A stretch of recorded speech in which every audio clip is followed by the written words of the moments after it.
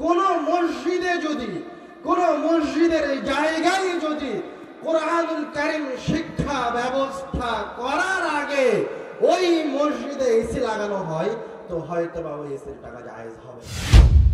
যখন তোমাদের সামনে কোরআন তেলাওয়াত করা হয় তখন তোমরা তোমাদের মুখগুলিকে বন্ধ রাখো। যখন তোমাদের সামনে কোরআন তেলাওয়াত করা হয় তখন তোমরা মনোযোগ দিয়ে কোরআন শোনো, কোরআনের আলোচনা শোনো।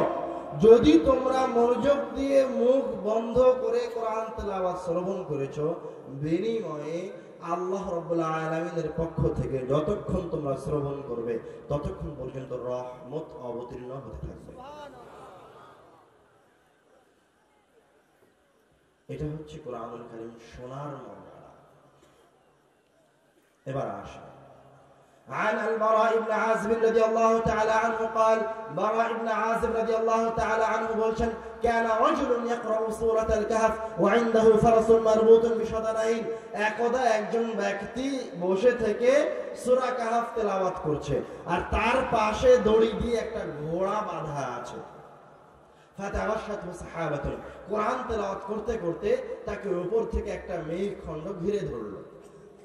ওয়াজআলাত তাদনু, আর আস্তে আস্তে ওই মেঘখণ্ডটা নিচে নেমে আসতে লাগলো। ওয়াজআলা ফারাসুহু ইয়াগফিরু মিনহা, আর ওই ঘোড়াটা ছটফট করতে লাগলো। এই দৃশ্য দেখে সাহাবী একটু হতচকিত হয়ে গেছেন, কোরআন তেলাওয়াত বন্ধ করে বাড়িতে চলে গেছেন।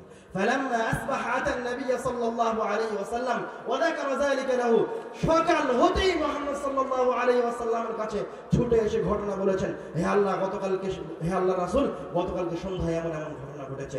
তখন রাসূল সাল্লাল্লাহু আলাইহি ওয়াসাল্লাম ওই সাহাবীর প্রতি বলছেন, তিলকা সাকিনাতু তানাজ্জালাত লিল কোরআন, আরে শোনো, ওটা তো ছিল তুমি যে মেঘকে আসমান থেকে নেমে আসতে দেখছিলে, ওটা তো ছিল তোমার কোরআন তেলাওয়াত করার কারণে, তোমার তাসবিহ তারতিলের সুন্দর কোরআন তেলাওয়াত ফেরেশতারা শুনতে পেয়ে আল্লাহ রাব্বুল আলামিন তোমার এই কোরআন তেলাওয়াতের কারণে আসমান থেকে রহমত অবতীর্ণ করছিলেন। তিলকা সাকিনা, সাকিনা অবতীর্ণ করছিলেন।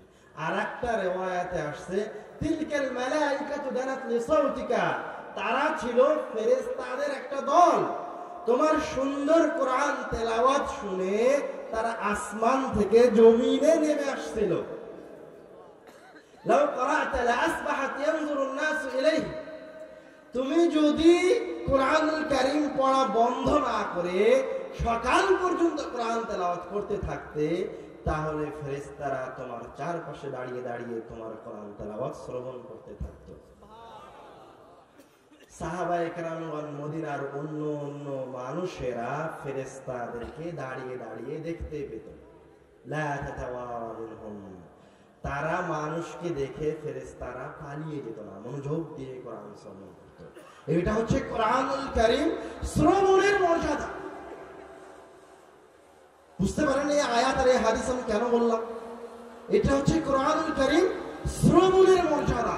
তাহলে তেলাওয়াতের মর্যাদা কত বেশি হতে পারে? রাসূল সাল্লাল্লাহু আলাইহি ওয়াসাল্লাম বলেন, মান ক্বরা হারফান মিন কিতাবিল্লাহ ফালাহু বিহি হাসানাহ, যে ব্যক্তি এই কিতাবের একটি অক্ষর তেলাওয়াত করবে, ফালাহু বিহি হাসানাহ ওয়াল হাসানাতু বিআশরি আমসালিহা, তাহলে এই একটা অক্ষর তেলাওয়াত করার বিনিময়ে আল্লাহ রাব্বুল আলামিন তার আমলনামায় 10টি নেকি লিপিবদ্ধ করবেন। লা আকুলু আলিফ লাম মিম হারফ, রাসূল সাল্লাল্লাহু আলাইহি ওয়াসাল্লাম বলেন, কেউ যদি শুধুমাত্র আলিফ লাম মিম এই আয়াতটা তেলাওয়াত করে, তো বিনিময়ে এখন আমার আমলনামায় কত নেকি লেখা হয়েছে? আলিফ লাম মিম তিনটা অক্ষর 30 নেকি আমার আমলনামায় লেখা হয়ে গেছে। সুবহানাল্লাহ। এবার মসজিদের আলোচনা আসেন। আবার কোরআনের সাথে মসজিদের ওতপ্রোত সম্পর্ক জড়িত।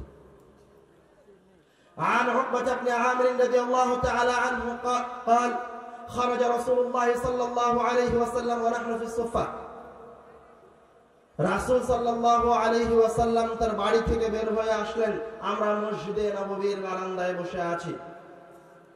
রাসূল সাল্লাল্লাহু আলাইহি ওয়াসাল্লাম বের হয়ে এসে আমাদেরকে বলছেন, তোমাদের মাঝে থেকে এমন কি কোনো ব্যক্তি আছে যে বুতহান অথবা আকিক নামক বাজারে গিয়ে কোন প্রকার পাপ কাজে লিপ্ত হবে না, আত্মীয়তার সম্পর্ক ছিন্ন করবে না, ফ্রিতে সবচেয়ে দামি 2টি উটনি নিয়ে আসবে? তোমাদের মাঝে কোনো সাহাবী কি এরকম আছে যে এটা চাই? সাহাবীরা তো খুশি হয়ে গেছে যে ফ্রিতে সবচেয়ে দামি 2টি উটনি পাওয়া যাবে। কুল্লুনা নুহিব্বু যালিকা ইয়া রাসূলুল্লাহ, হে আল্লাহর রাসূল আমরা সবাই তো এটা চাই। এবার রাসূল সাল্লাল্লাহু আলাইহি ওয়াসাল্লাম বলছেন, আফালা ইয়াগদু আহাদুকুম ইলাল মসজিদ ফায়ুআল্লিমু ওয়া ইয়াকরা আয়াতাইন মিন কিতাবিল্লাহ, তোমাদের মাঝে থেকে কেউ যদি মসজিদে গিয়ে একটা আয়াত আরেকজনকে শিখিয়ে দেয়, অথবা একটা আয়াত ওই মসজিদে বসে তেলাওয়াত করে, খায়রুন লাহু মিন নাকাতাইন, তাহলে যে 2টি আয়াত সে একজনকে শিখিয়ে দিল, অথবা যে 2টি আয়াত সে মসজিদে বসে তেলাওয়াত করলো, এই 2টি আয়াতের বিনিময়ে তার আমলনামায় সবচেয়ে দামি 2টি উটনির সমপরিমাণ নেকি লিপিবদ্ধ করা। وثلاث خير له من ثلاث واربع خير له من اربع ومن اعدادهن من الابل। এইভাবে যেই ব্যক্তি মসজিদে বসে যতগুলি আয়াত তেলাওয়াত করবে অথবা যতগুলি আয়াত আরেকজনকে শিখিয়ে দিবে, প্রত্যেকটা আয়াতের বিনিময়ে আল্লাহ রাব্বুল আলামিন তার আমলনামায় সবচেয়ে দামি একটা উটনি আল্লাহর রাস্তায় সাদকা করে দিলে যত নেকি হতো তত নেকি তার আমলনামায় লিখতে থাকবে। এই হাদিস থেকে বোঝা যাচ্ছে যে কোরআন তেলাওয়াতের একটা বিশেষ জায়গা হচ্ছে মসজিদ।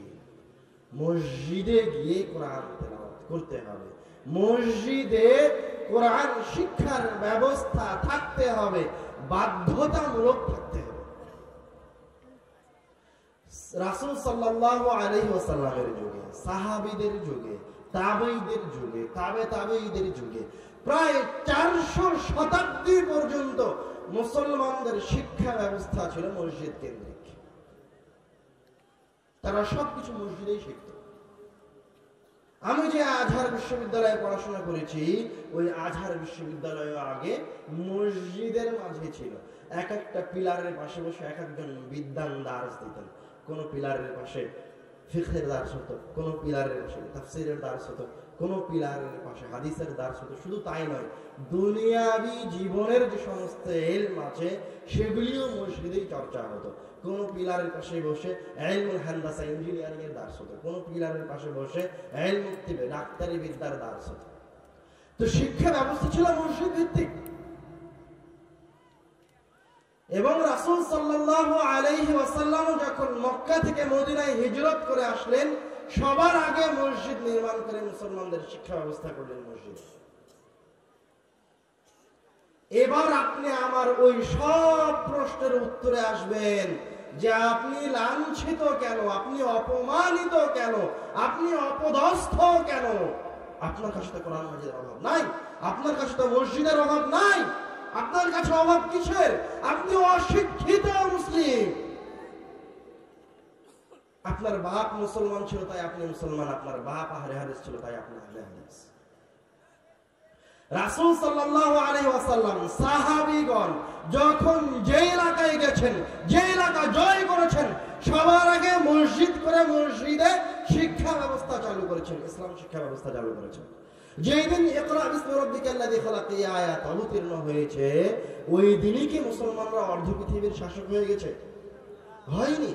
অর্ধ পৃথিবীর শাসক হওয়ার জন্য তাদেরকে এই আয়াতের প্রচার করতে হয়েছে। এই আয়াতটাকে প্রায় দীর্ঘ 50 বছর যাবত তেলাওয়াত করতে হয়েছে। তারা কি অর্ধ পৃথিবীর শাসন ক্ষমতা অর্জন করেছেন বড় বড় অট্টালিকা দিয়ে, বড় বড় মসজিদ দিয়ে, বড় বড় মাদ্রাসা দিয়ে? না। তাহলে তাদের কাছে কি এগুলি নির্মাণ করার সক্ষমতা ছিল না?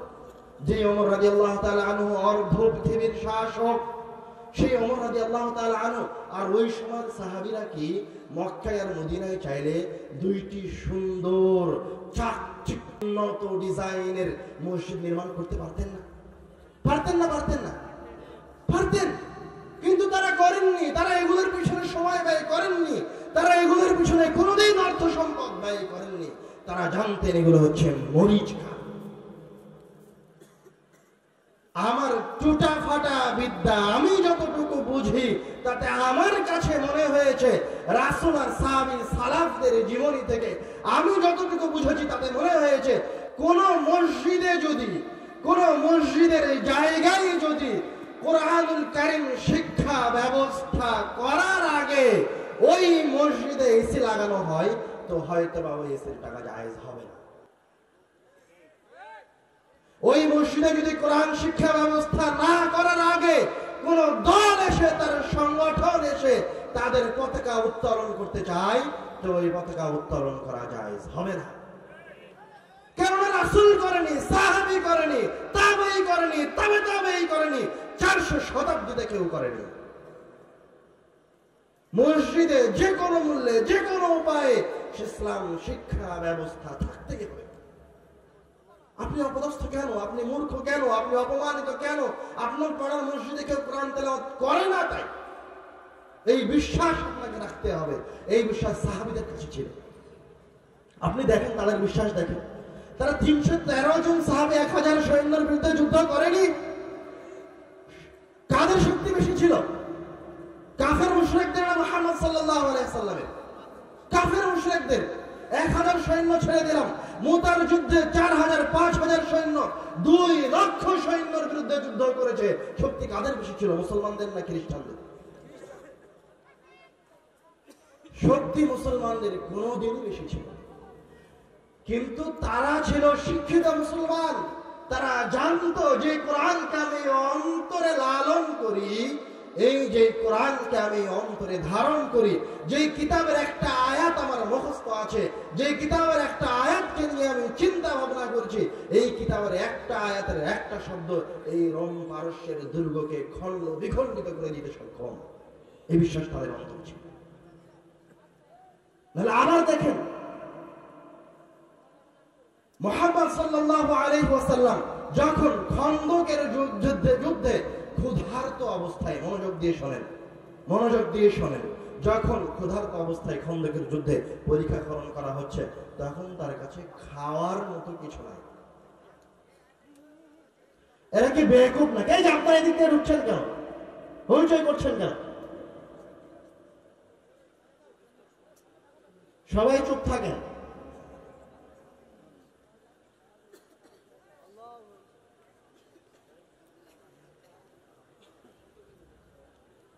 আব্বু চলে এসেছে, আলহামদুলিল্লাহ।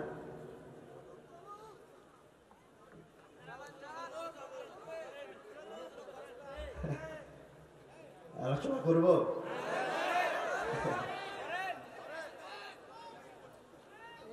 আচ্ছা আব্বু বসুক, তারপরে ইনশাল্লাহ আমি আবার আলোচনা শুরু করছি।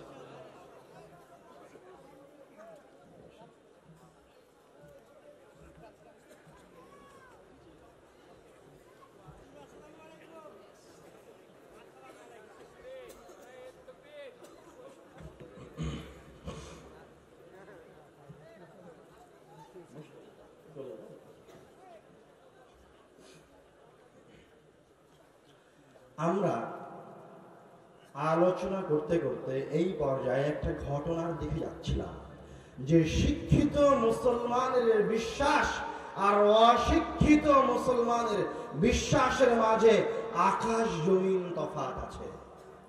আমি আপনি অশিক্ষিত মুসলমান বলে অপদস্থ, অপমানিত, লাঞ্ছিত।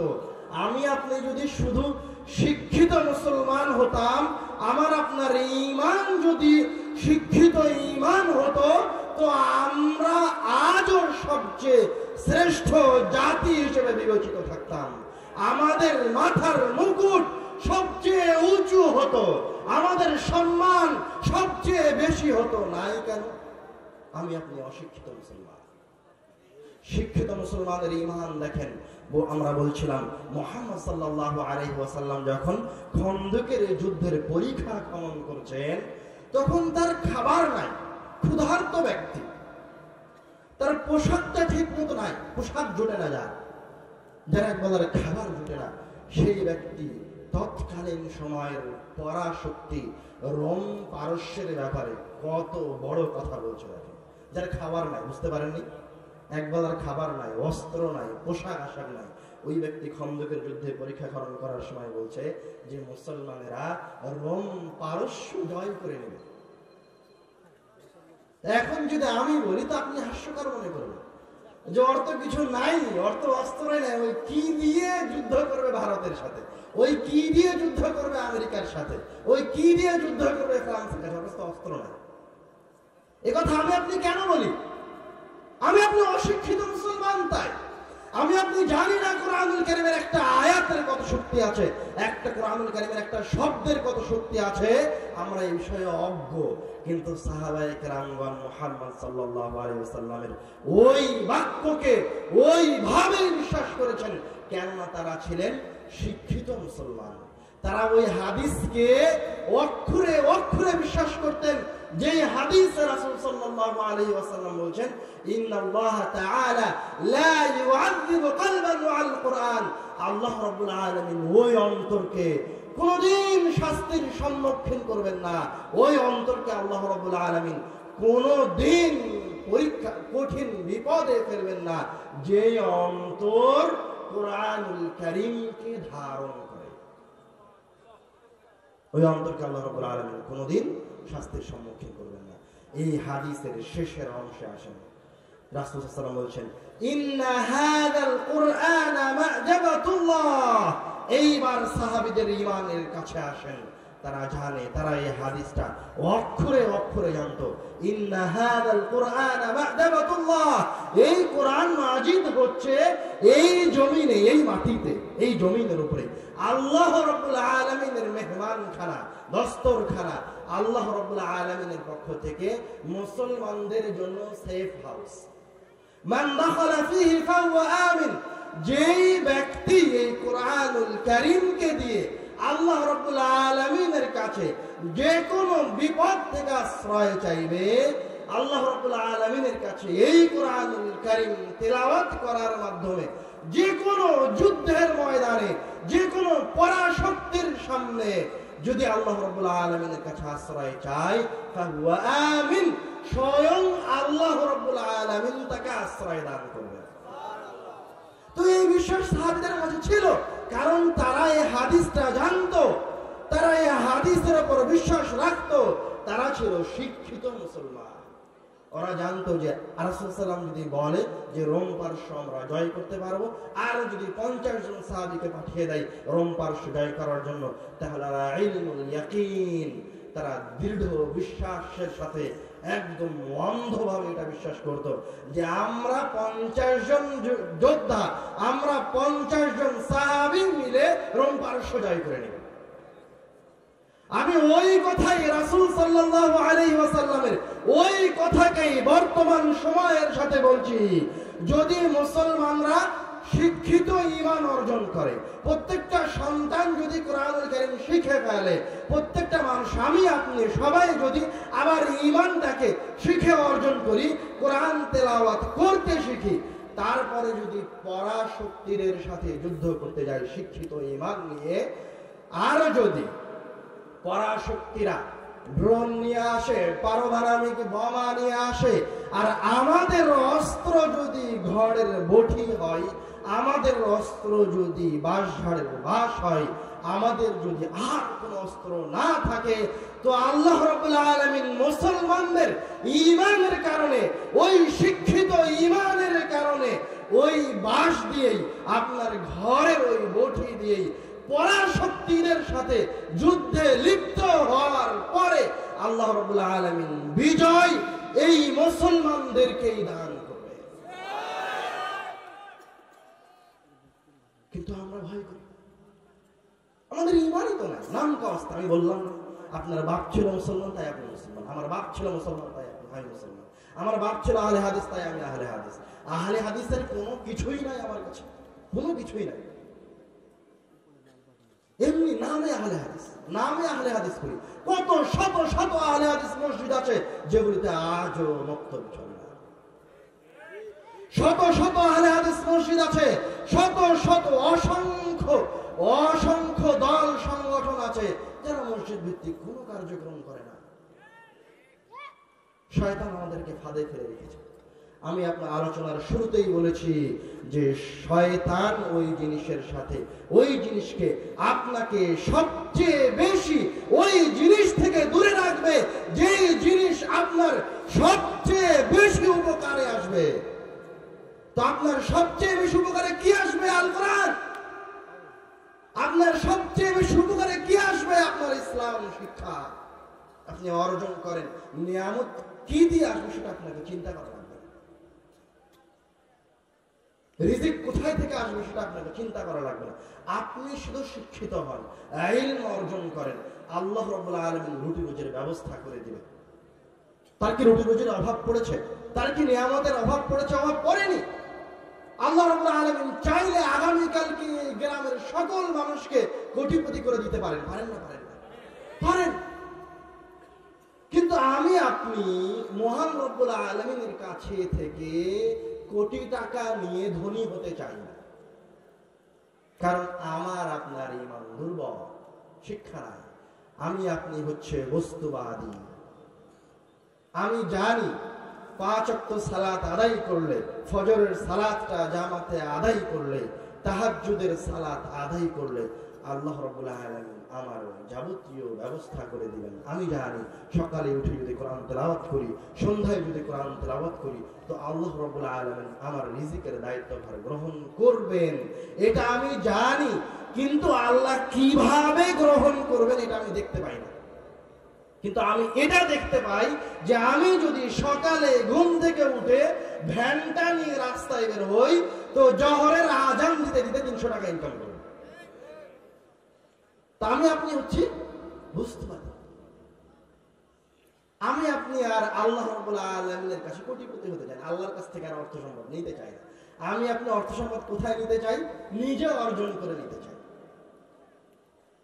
আমার কাছে এটা বেশি ভালো লাগে, এটা যে নগদ পাওয়া যায়। আমি ওই কথায় আবার ফিরে যাচ্ছি। আপনি যে মসজিদটা এই পাড়ায় 50 লক্ষ টাকা খরচ করে নির্মাণ করেছেন, যেই মসজিদে লক্ষ লক্ষ টাকা খরচ করে এসি লাগিয়েছেন, যেই মসজিদে হাজার হাজার টাকা খরচ করে ফ্যান লাগিয়েছেন, ওই মসজিদটা যদি আপনি 2 লক্ষ টাকা খরচ করে বানাতেন, শুধু একটা মাঠ করতেন আর উপরে সামিয়ানা করতেন, বাকি 48 লক্ষ টাকা যদি আপনি ওই মসজিদে, ওই পাড়ার শিক্ষা ব্যবস্থার পিছনে খরচ করতেন, 48 লক্ষ টাকা যদি 5 বছর যাবত ওই পাড়ার শিক্ষা ব্যবস্থার পিছনে খরচ করা হতো, ওই পাড়ার সন্তানদেরকে শিক্ষার প্রতি উৎসাহ করার জন্য খরচ করা হতো, তো 5 বছর পর ওই এলাকার চেহারা পরিবর্তন হয়ে যেত। কিন্তু আমি আপনি ওটা করবো না, শয়তান করতে দিবে না। শয়তান বলবে না, তুই এই টাকা দিয়ে মসজিদই বানা, তুই মসজিদে এসি লাগা, তুই মসজিদে ফ্যানই লাগা, তুই মসজিদে টাইলসই লাগা, আর মসজিদে বসে ঘুমা, আর চাকচিক্যপূর্ণ মসজিদ নির্মাণ কর, আর আরো অধপতনের অতল তলে চলে যা। বুঝতে পারেননি? মডার্ন মসজিদ কোটি কোটি টাকা খরচ করে করা হয়েছে, লক্ষ লক্ষ বিলিয়ন ডলার খরচ করা হয়েছে। ওই লক্ষ লক্ষ বিলিয়ন ডলার যদি বাংলাদেশের সন্তানদেরকে ইসলাম শিক্ষায় শিক্ষিত করার জন্য খরচ করা হতো, তো আজ থেকে 20 বছর পরে এই দেশের চেহারা পরিবর্তন হয়ে যেত। কিন্তু খরচ করা হবে না, শয়তান এটা করতে দিবে না। শয়তান এলাকার মানুষকে মসজিদে গিয়ে, মক্তবে গিয়ে কোরআন শিখতে দিবে না। মসজিদের সভাপতি মসজিদে মক্তব চালু করতে দিবে না। মসজিদের সভাপতি দাওয়াইলাল্লাহর মাধ্যম দিয়ে দাওয়াইলাল্লাহকে মসজিদে আসতে দিবে না। মসজিদকে ও সংগঠনের পৈতৃক সম্পত্তি করে রেখেছে, মসজিদকে ও দলের পৈতৃক সম্পত্তি করে রেখেছে। মসজিদকে আপনার বিভিন্ন গণতন্ত্র, বিভিন্ন রাজনৈতিক ব্যক্তি, সব সমাজের সবচেয়ে নিকৃষ্ট ব্যক্তিদের হাতে উঠিয়ে রাখা হয়েছে। কেন? মসজিদ তো থাকার কথা ছিল ওই পাড়ার সবচেয়ে ইমানদার ব্যক্তির কাছে। মসজিদের দায়িত্ব তো থাকার কথা ছিল ওই পাড়ার সবচেয়ে পরহেজগার ব্যক্তির কাছে। নাই কেন? মসজিদে কোরআনুল কারীম শিক্ষা শিক্ষা ব্যবস্থা চালু করা, প্রত্যেকটা পাড়ার মসজিদে ইসলাম শিক্ষার ব্যবস্থা থাকা, প্রত্যেকটা পাড়ার মসজিদে কোরআন শিক্ষা চালু করা, ওই পাড়ার ওই এলাকার প্রত্যেকটা মুসলমানের ঈমানি দায়িত্ব। আপনি ওই এলাকার মহাজন হন আর না হন, আপনার ঈমানি দায়িত্ব।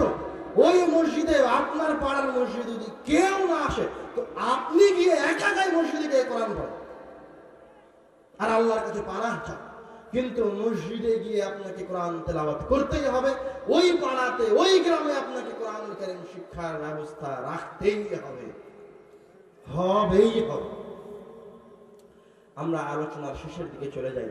আমরা কোরআনুল কারীমের ফজিলত নিয়ে, বিভিন্ন সূরার ফজিলত নিয়ে আলোচনা করতে চেয়েছিলাম, কিন্তু ওই দিকে আমরা আমাদের আলোচনার ওই অংশে যেতেই পারিনি। আমরা এখানে আমাদের আলোচনার ইতি টানছি, যেহেতু আব্বু বসে আছে। এই পর্যায়ে আপনাদের সামনে জরুরি যেই কথা, আপনারা যত পাড়ার মানুষ আজকের এই অনুষ্ঠানে, আজকের এই মাহফিলে উপস্থিত হয়েছেন, যারা এই কথা অন্তর দিয়ে অনুধাবন করেছেন যে আমার পাড়ার মসজিদে মক্তবের ব্যবস্থা থাকতে হবে, ইসলাম শিক্ষার ব্যবস্থা থাকতে হবে, প্রত্যেক ব্যক্তি আপনার ঈমানি দায়িত্ব করে নেন যে আমাকে গিয়ে আমার মসজিদে ইসলাম শিক্ষার ব্যবস্থা চালু করতে হবে। পারবেন না? পারবেন না? পারবেন তো ইনশাআল্লাহ? পারবেন তো? অবশ্যই যে কোনো মূল্যে করতে হবে।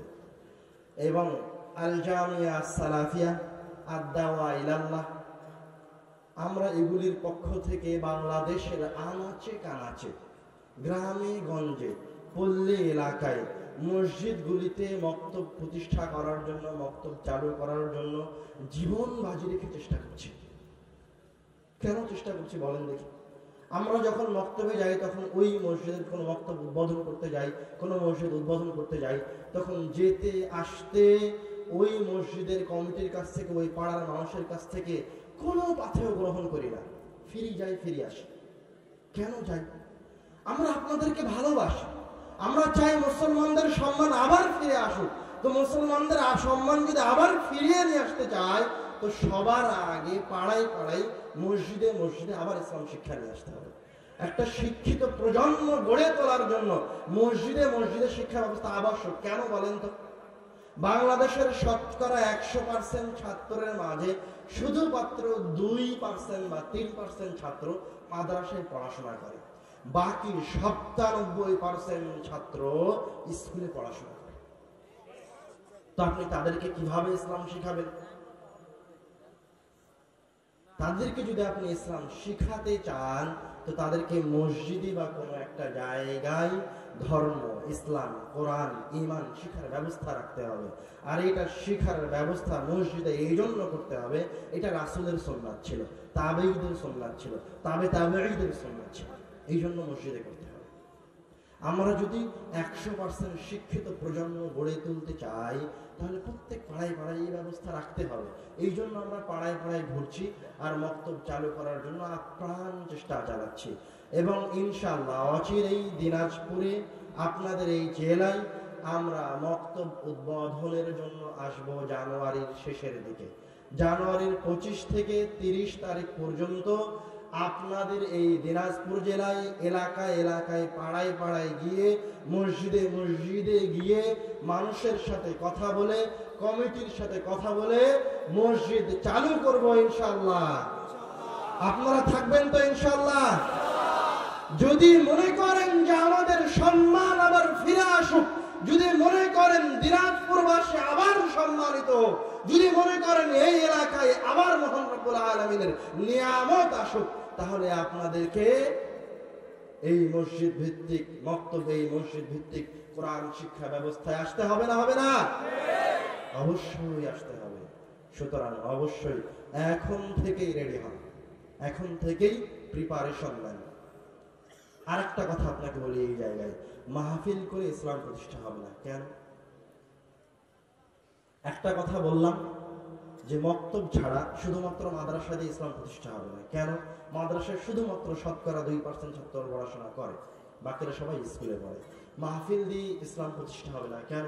মাহফিলে আমি এসে আপনার ঈমানকে জাগ্রত করার চেষ্টা করেছি, বাস। আমি কি আপনাকে কিভাবে সালাত পড়তে হয়, কিভাবে ঈমানকে মজবুত করতে হয়, কিভাবে কোরআন পড়তে হয় তাকে এখন শেখাতে পারবো 2 ঘন্টায়? পারবো না। এরকম মাহফিল যদি কিয়ামত পর্যন্ত করতে থাকা হয় তো শিক্ষিত সমাজ গড়ে তোলা সম্ভব নয়।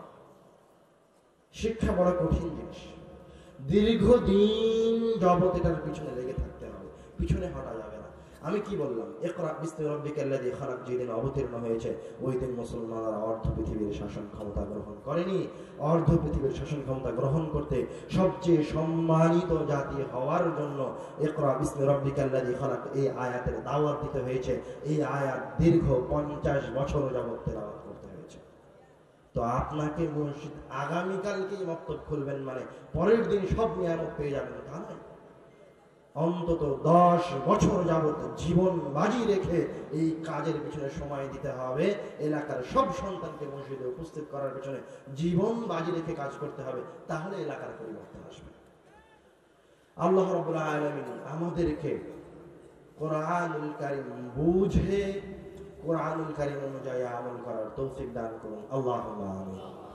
আমাদের মাঝে আজও যারা অশিক্ষিত রয়ে গেছে, কোরআনুল কারীম পড়তে জানে না, আল্লাহ রাব্বুল আলামিন তাদেরকে কোরআন শিক্ষার তৌফিক দান করুন, আল্লাহুম্মা আমিন। আমি এই বলে আমার কথা এখানে শেষ করছি। আরো একটা কথা ছুটে গেছে, দুঃখিত। দাওয়া ইলাল্লাহর কথা বলতে গিয়ে আমরা শুধুমাত্র যে মসজিদ গিয়ে মক্তব উদ্বোধন করছি তা নয়। একটা শিক্ষিত সমাজ গড়ে তোলার জন্য অবশ্যই শিক্ষিত শিক্ষক হওয়া আবশ্যক। শিক্ষক ছাড়া আপনি আপনার সন্তানকে ভালো শিক্ষা দিতে পারবেন না। এই জন্য আমাদের কেন্দ্রীয় প্রতিষ্ঠান, যেখান থেকে দাওয়া ইলাল্লাহ গ্রামে গ্রামে যাচ্ছে, যেখান থেকে দাওয়া ইলাল্লাহ বিভিন্ন এলাকায় শত শত স্বেচ্ছাসেবকমূলক বিনামূল্যে কাজ করে যাচ্ছে, যেই কেন্দ্র থেকে, তার নাম হচ্ছে আল জামিয়া সালাফিয়া। আল জামিয়া সালাফিয়া এই বাংলাদেশের মানুষের জন্য মহান রব্বুল আলামিনের একটা খাস নেয়ামত। আল্লাহ রব্বুল আলামিন এই প্রতিষ্ঠানকে কবুল করুক, আল্লাহুম্মা আমিন। আমরা যখন মসজিদে আপনাদের বক্তব্য উদ্বোধন করব, তখন আপনার মসজিদের ইমামেরা আমাদের জামিয়া সালাফিয়ায় আসবে, ফ্রিতে আসবে, ফ্রিতে থাকবে, ফ্রিতে 7 দিন যাবত জামিয়া সালাফিয়ার সবচেয়ে বড় বড় শিক্ষকদের কাছে দার্স গ্রহণ করবে। জামিয়া সালাফিয়ায় কারা দার্স দেয় জানেন তো? বাংলাদেশের সবচেয়ে বড় বড় আহলে হাদিস বিদ্যালয়রা দার্স দেয়, ভারতের বড় বড় আহলে হাদিস বিদ্যালয়রা দার্স দেয়, মদিনা বিশ্ববিদ্যালয়ের বড় বড় বিদ্যালয়রা জামিয়া সালাফিয়ায় দার্স দেয়। এদের কাছে আপনাদের মসজিদ মক্তবের শিক্ষকেরা গিয়ে ট্রেনিং নিয়ে আসবে, নিয়ে এসে আপনাদের সন্তানদেরকে শেখাবে। সম্পূর্ণটা